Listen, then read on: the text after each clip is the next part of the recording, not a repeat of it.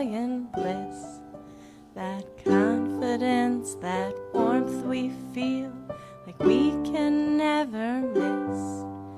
Some call it energy, some call it love, some call it spirit, I call it God. How big is your God? How big is your God? How big is your God? How big is your God?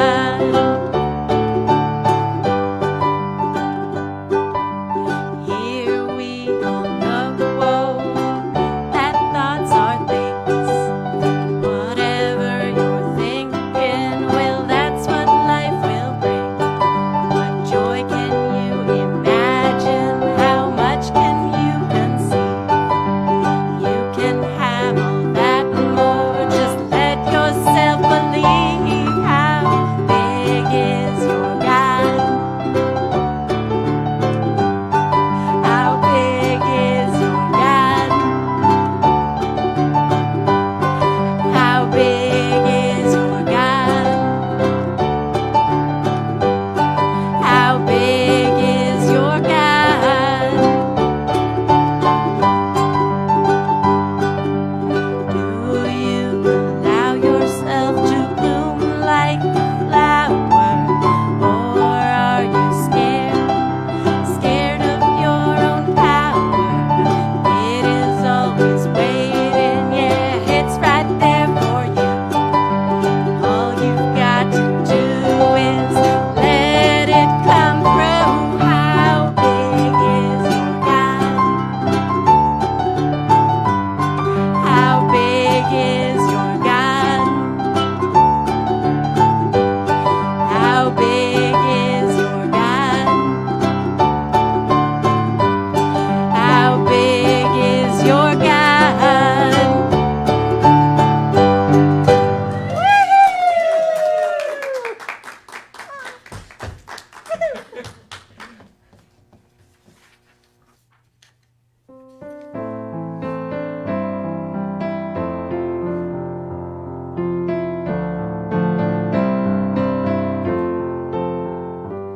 There's a heart that will never turn away.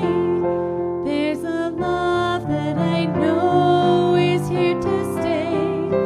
There's a peace that will fill the world one day, and it's all inside me. There's a friend who will always care for me. Every hour of my life be there for me. There's a strength that will always carry me, and it's all inside me. And I know I will find my way to the peace that is mine. All the love and the light I need wait for me here inside. There's a faith that will see me through each day. There's a word that is here each time I pray. There's a song that will heal my soul today, and it's all inside me. There's a spirit divine and ever free. There's a light that will shine eternally. There's a dream of a world in harmony, and it's all inside me. And I know I will find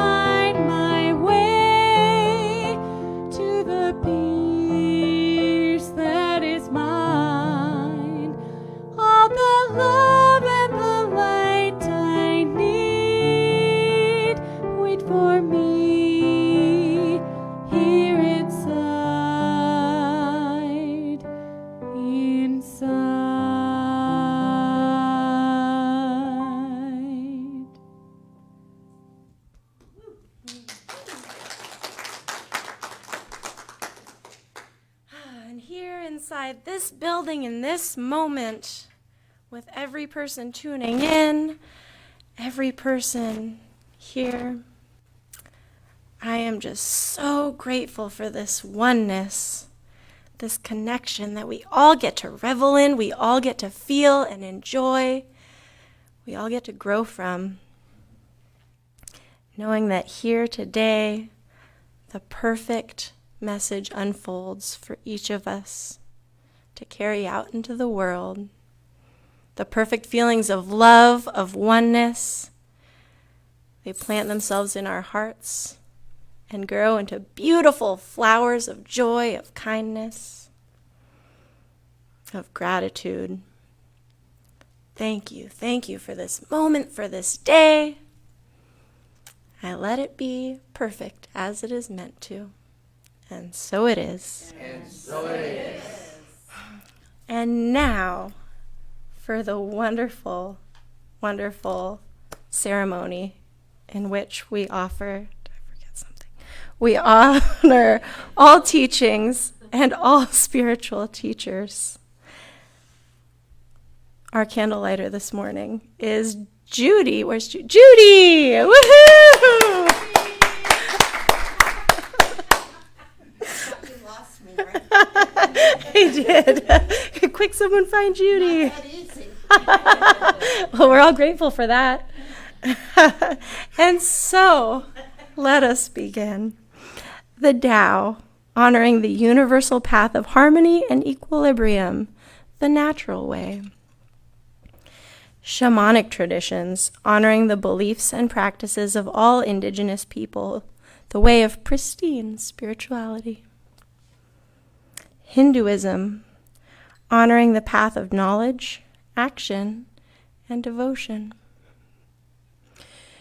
Judaism, honoring the ethical path of living by sacred law. Buddhism, honoring the Four Noble Truths and the path of compassion. Christianity, honoring the Christ consciousness as the path of love. Islam, honoring the path of submission to the will of God as the highest calling. New Thought, honoring the metaphysical path of mental healing through the practice of universal spiritual principles. This last candle is the healing candle of love. We invite you, in the stillness of your own mind, to bring to awareness the names of anyone you wish to be included in this healing flame of love and light.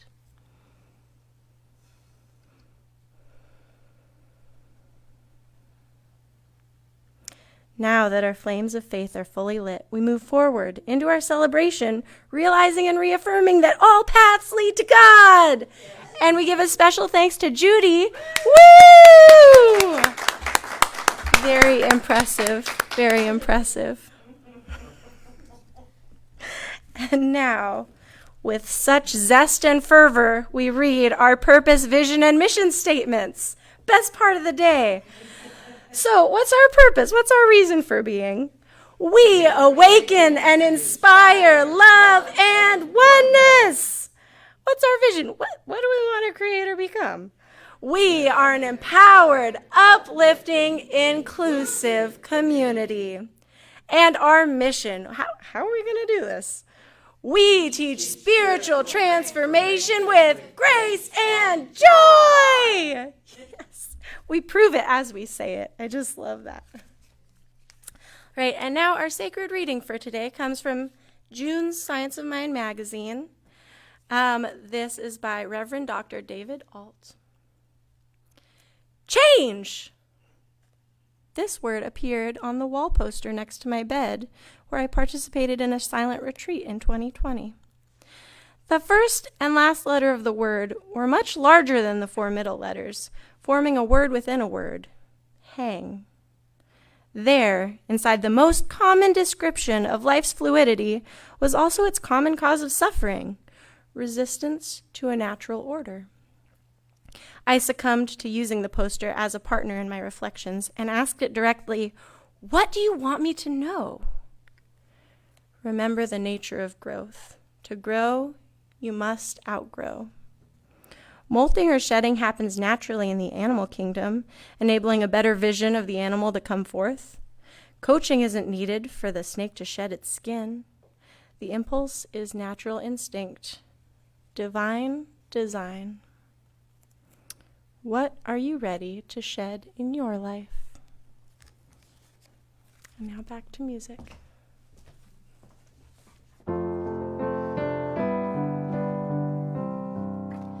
You will do amazing things with the choice each new day brings, and with every step you take, bless the progress that you make.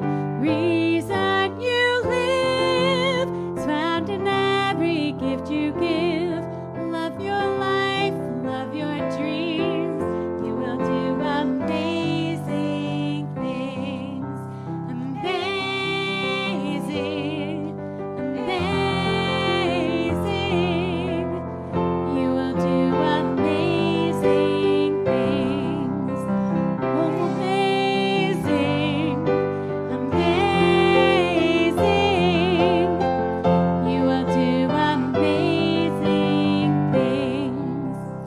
Oh, the places you will go and the people you will know. Don't worry when or where or how.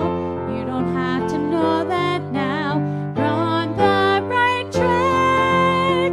No need to look ahead or back. Just enjoy what this day brings. You will do amazing things. Amazing, amazing. You will do amazing things. Amazing, amazing. You will do amazing things. You don't have to work it out. Just stay in the here and now. Let your mind rest for a little while.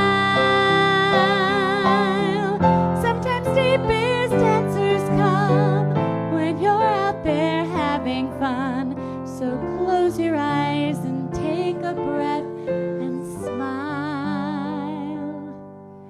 Amazing, amazing. You will do amazing things. Amazing, amazing. You will do amazing things.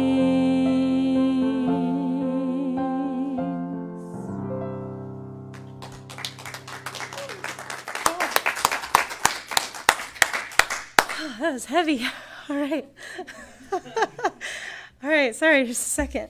Hi, everyone. Welcome to the Alaska Center for Spiritual Living. Woohoo! We're all so happy to be here. So here, our big thing is, you guys know it, we love to pray. We love it. We just love it. We literally spend years and years just learning how to pray really good for you. So please, don't squander those years of education. Let us pray for you. We love it more than anything.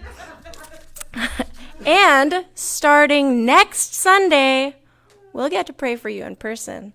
That's right, guys. We are coming back to in-person services. Woo-hoo!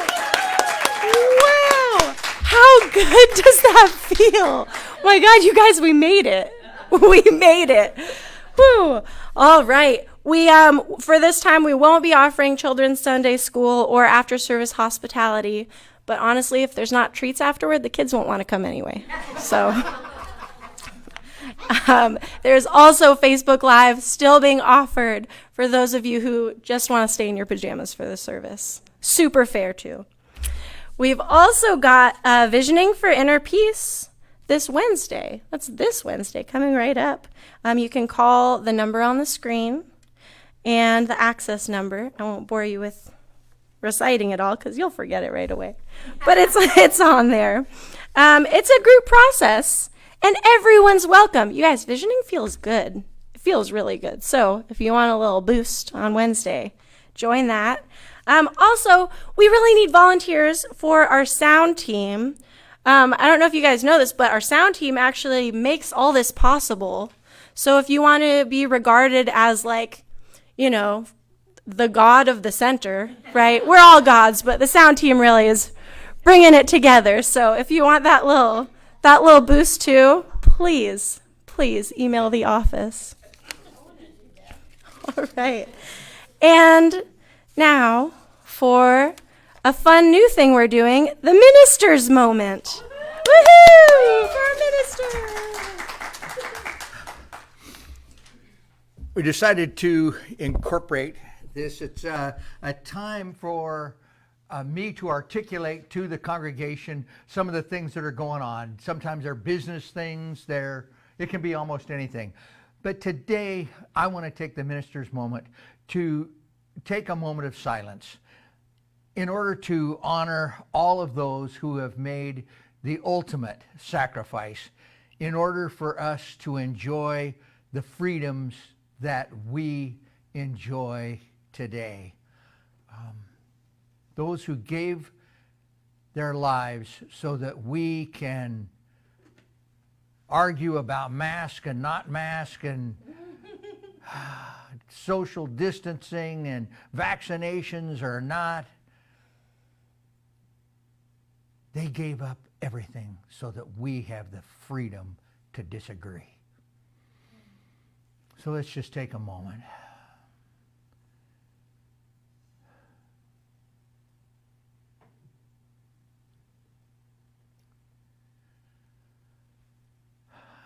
It's kind of a two-part minister's moment this morning.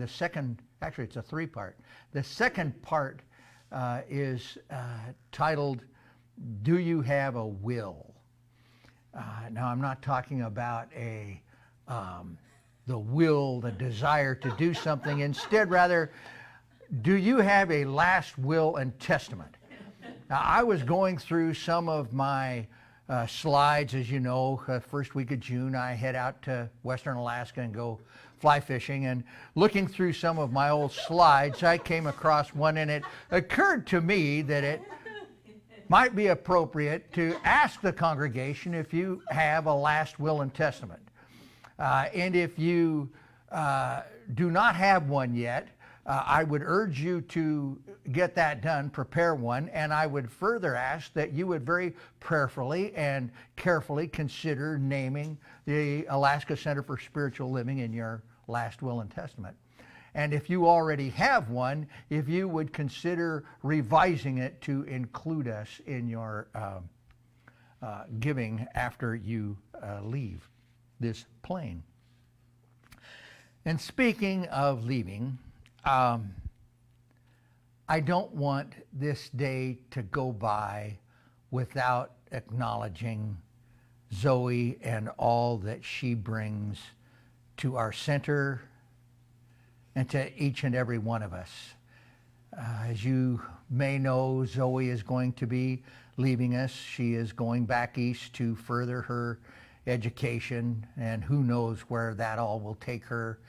Anybody that can switch from early childhood to electrical engineering seamlessly has my respect.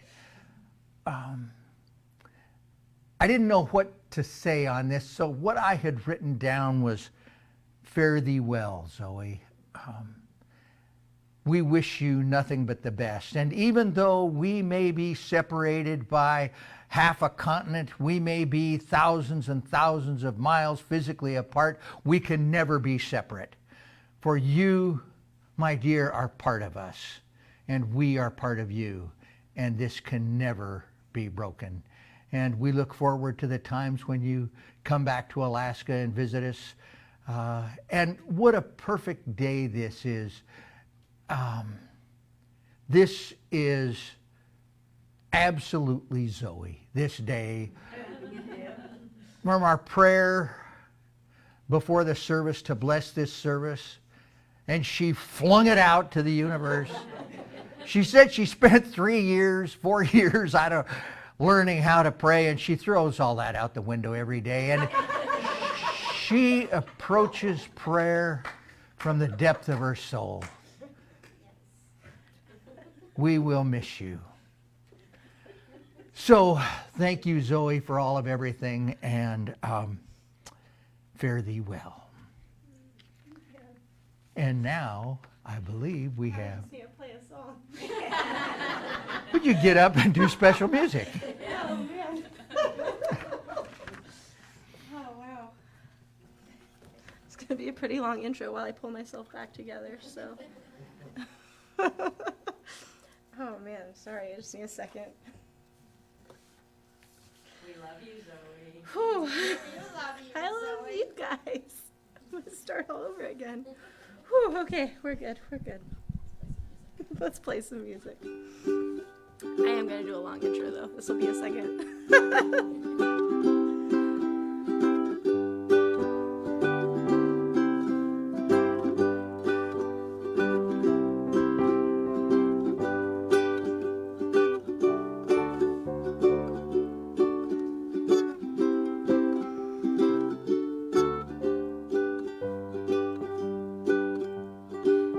As I look back on my life, I've seen those people who love to be right. They gain joy by telling me I'm not enough. Now I see that they're wrong. I'm calling their bluff. And this is how I learned to free myself. Here I am, I'm awake, I'm alive. Here I am, ready to thrive. Here I am, it feels good to be me. Yeah, here I am, feeling so free, ready to blast into infinity. Now I look into my mind and my soul, take out the traumas, the new and the old, gently hold them, then gradually feel them, heal them, let them be free. And this is how I learned to heal myself. Here I am, I'm awake, I'm alive. Here I am, ready to thrive. Here I am, it feels good to be me.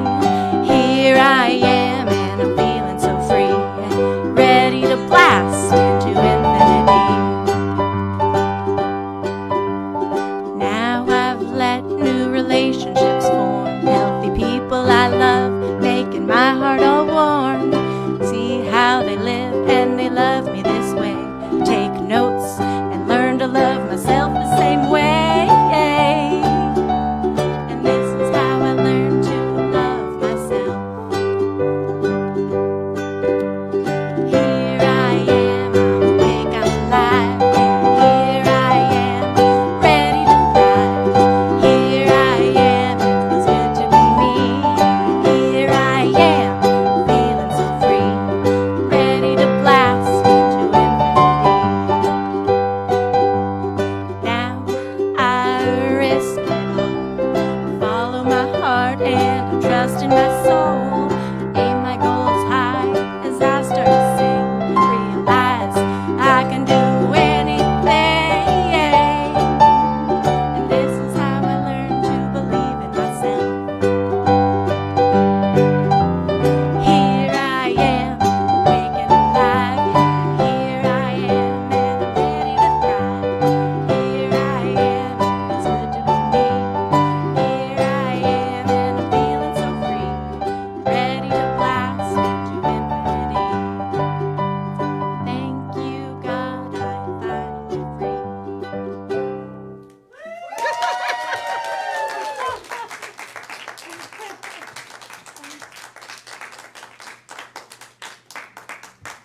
Oh, thank you, Zoe. What a gift. An adult female sockeye salmon will lay between 2,000 and 5,000 eggs. Now, part of those eggs will never be fertilized. The male sperm will be washed away in the current before they get fertilized. And then part of them will be covered up either by other salmon that are digging their nests in that area, or when the hen goes to bury the eggs, she'll get too much sand and gravel and they'll be buried, and they never get to hatch. They never come back out of the bed of the stream. And so that 2,000 to 5,000 is reduced significantly by that. And then there will be fish that do hatch, little tiny fingerlings, alevin that come out, and then they are preyed upon by birds. Birds love to get those little ones when they come out.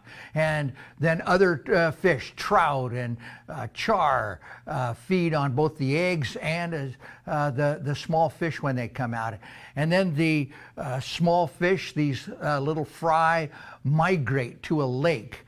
Sockeye salmon are the only one of the anadromous species that require a lake. It's part of their life cycle. They go then to a lake where they grow, and they can spend either a year or two there, and they grow, and they might be 4 inches if they spend a year in there. They might be as big as 6 inches if they spend 2 years in the lake and grow, and then they migrate back out to the ocean. And on their way out, there are bigger fish that go after them, and more trout, bigger fish that go after them. And they make it to the ocean, and they're preyed upon by seals and by sea lions, and all kinds of different animals prey on them all the way. And they spend anywhere from 1 to 2 to 3 years out in the ocean, and their numbers are constantly decreasing as different animals prey on them. And finally, it's time for them to return, and they come back into the fresh waters. They enter the fresh waters, and they have more prey. The bears feast on them. Bear will eat as many as 10 adult salmon a day for the entire run, which can be almost 6 weeks long. So these sockeye salmon are then consumed. Finally, when they get back to the spawning grounds where they were born, with that original 2,000 salmon is now 2 fish. But all along the way, these salmon have provided a means for many other species to live. The insects that feed on the eggs, the insects that feed on the other parts of the fish, the small trout and whatnot, they eat the eggs. The bigger trout, they eat the alevins and the smolt that are running to the ocean. The fish out in the lake that get eaten. All the way along the way, these salmon are providing food and resource for all kinds of different species, finally coming to a conclusion when the bears eat so many of them. And only these few return.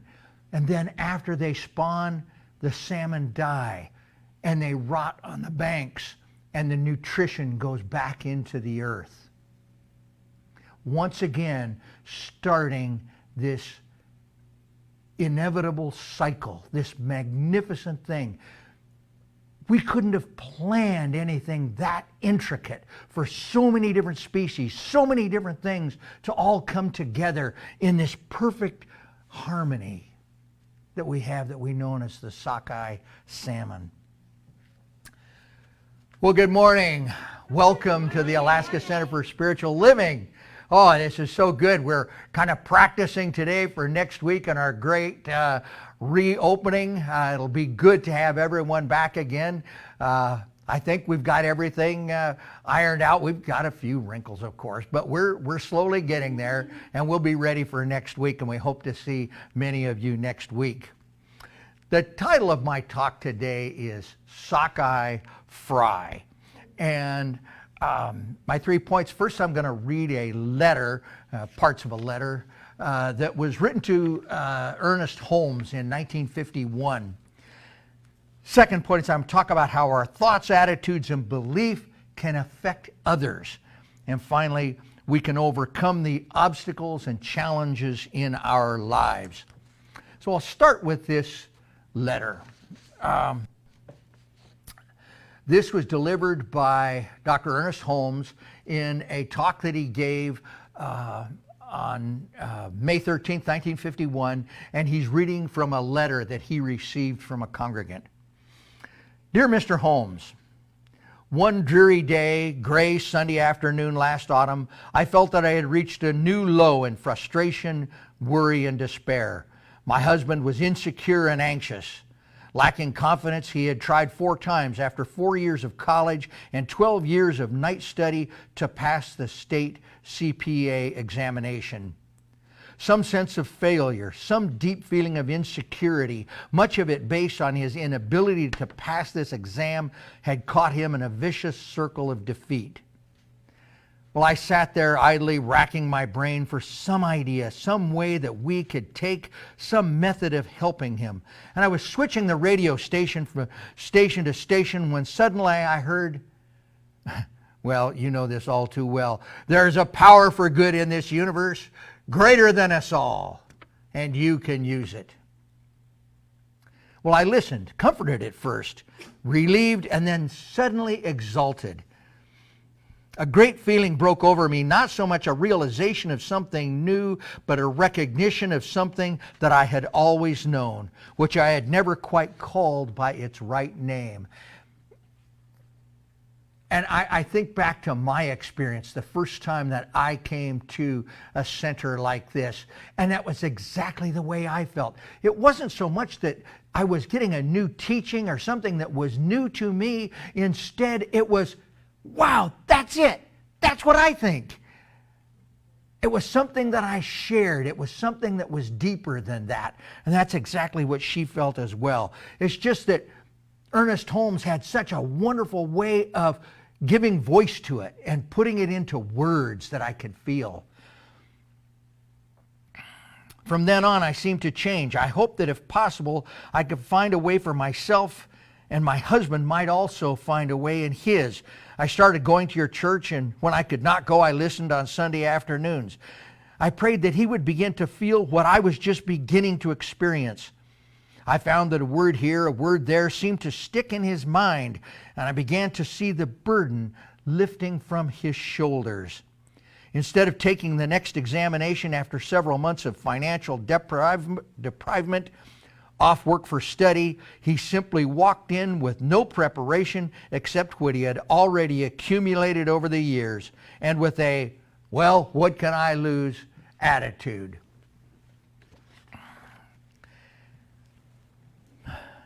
At work, I spent the day running back and forth from my desk to a quiet spot and silently praying.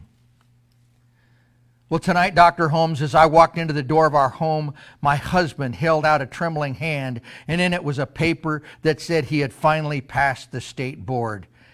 And greater than it all, he told me that the first thing that he did when he ripped it from the envelope was to thank God. My second point, our thoughts, attitudes, and beliefs can affect others. This is exactly how prayer works. Ernest Holmes, in Living the Science of Mind, wrote, all of the prayers which men have uttered, no matter under what religious or spiritual banner that they may have marched, have been effective not because of the peculiarity of the theology or religious belief, but because through this individual approach they used a principle that exists at the center of every man's being. This principle is that our thoughts, attitudes, and beliefs are creative. They create our lives. We recognize that there is but one life. Now, that doesn't mean that we don't have individual lives. I am alive. You are alive. But we only have one life. And that life is the life of God. We have individual lives, but there's only one thing that's life, and that is the life of God. And it is the same thing. I have a brain. I have a heart. You have a brain. You have a heart. I have a mind. You have a mind. But there is only one mind, and that mind is the mind of God. And that mind is perfect. And it is your mind and my mind right here, right now. We are all part of the mind of God. And our story, our example of the lady with the letter is a perfect example of that. She was able to pick these things up, and by conversing with her husband, by reframing certain things, he was able to lift that burden of self-doubt and defeat and shed it. So that when he finally went in to take that test, he could pass it. That he already had all of the information, all of the knowledge that he ever needed. Which takes us to our third point. We can overcome the obstacles and challenges in our lives. Everything that you need to fulfill whatever purpose you have selected to fulfill in this life, you already have everything that you need to do it. It's already within you. So many times I hear, oh, well, I'm not good enough. I don't have the right education. I can't do this. I'm too old. That's a good one for me. I'm too old. I'm not the right body type. I'm not pretty enough. I'm not strong enough. Everything that you need for your purpose is already here. It is already within you. That infinite creative force that put together that clockwork synchronicity for the salmon to exist with all of the other species and come back together and keep reproducing themselves. Anything that's that vast, that intelligent, certainly has within its capacity to guarantee that you have everything that you need to do what you need to do in this world, in this life. The infinite did not send us here unequipped to accomplish a fulfilling and purposeful life. The man in the letter to Holmes already had all of the information that he needed. He only needed to release and let that go. So my conclusion today, you're probably wondering why I started with this lesson in biology. And it's this. When I was in practitioner training, I was challenged to come up with my definition. What does abundance and prosperity mean to you? And as I thought about it, I remembered a time out in western Alaska, fly fishing in a beautiful stream, when an enormous school of sockeye salmon moved in. And there were so many fish in that river. They were so thick in there, they were running into my boots. You couldn't even see the bottom of the stream. It was just thick with fish. And it reminded me of a winter's night, far, far away from Anchorage, away from the city lights, and laying down in the snow and looking up at the stars in the sky and seeing the Milky Way and knowing that not only, there's millions and millions and millions of stars, but that a lot of the things that I'm looking at up there aren't stars, they're entire galaxies. And there's hundreds of billions of these things up there. It is so vast. It is, to me, the definition of infinite. You could no more count the stars than you could count the grains of sand on the beach. And I don't think you could ever count the number of salmon that make it back up all of those rivers. And it's all come together with a perfect clockwork synchronicity of all that it is. One of the biggest requests that I get as a minister, and I know that I had it as a practitioner, and that all of our practitioners get, is when people come to us and they have issues in their life. They have challenges. They have the things that we all face in our lives.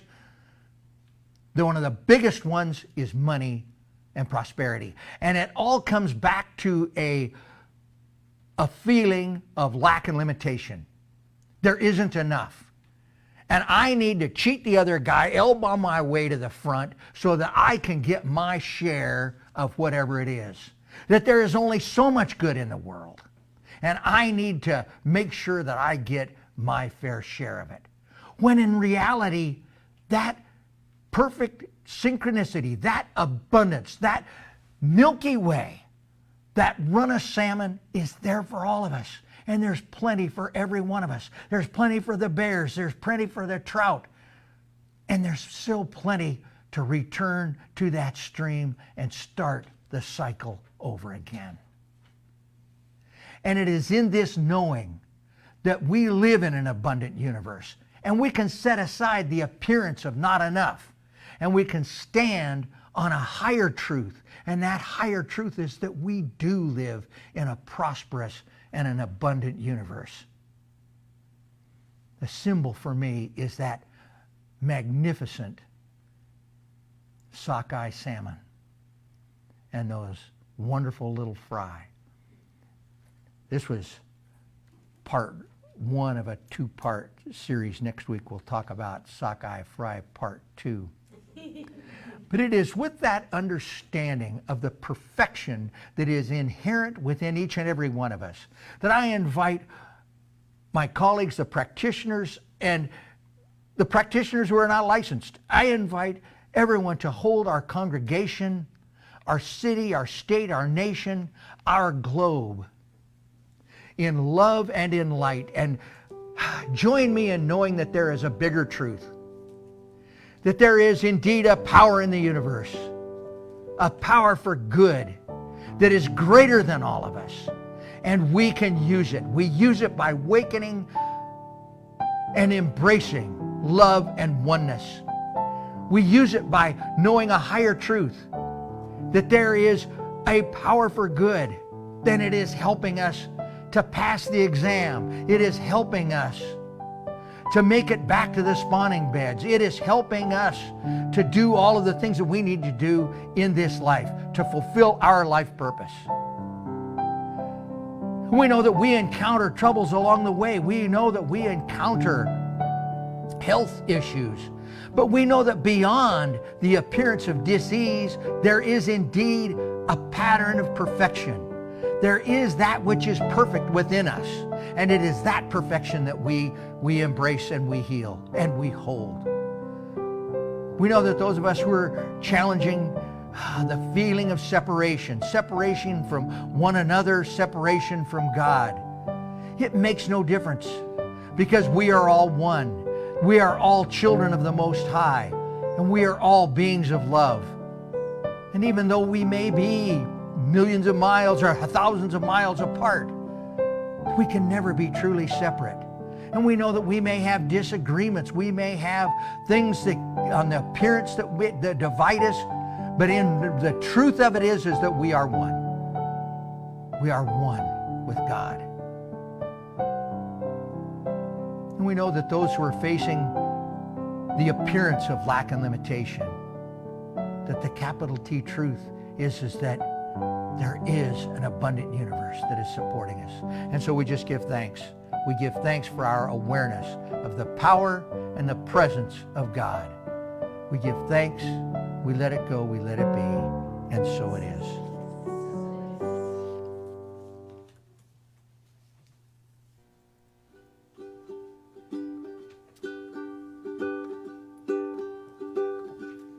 I feel rich, I feel strong, I feel confident. I feel rich, I feel strong, I feel confident. I feel rich, I feel strong, I feel confident.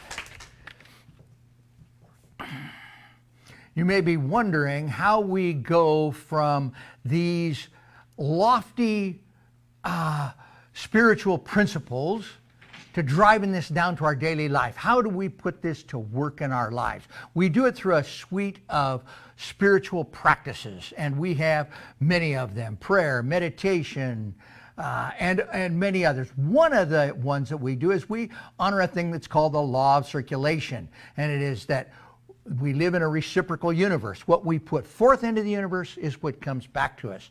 So every Sunday, we give an opportunity to participate in that law of circulation by passing the basket. And in the basket, whoa, look at this.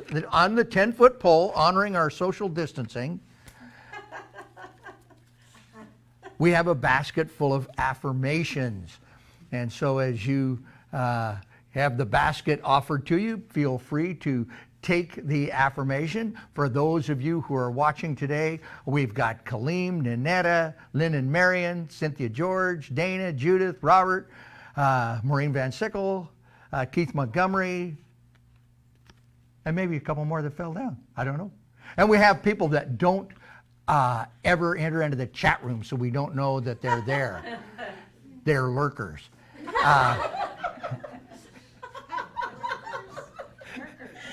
Oh, we had a hand in back. We have lurkers. A hand for the lurkers. And for everyone who is not here physically with us, the affirmation that I pulled is, I am abundant, fearless, and free. Whoa, that's right with your song. So if you'll join me in our affirmation, another one of our spiritual practices, our affirmation. Divine love through me blesses and multiplies all that I have, all that I give, and all that I receive.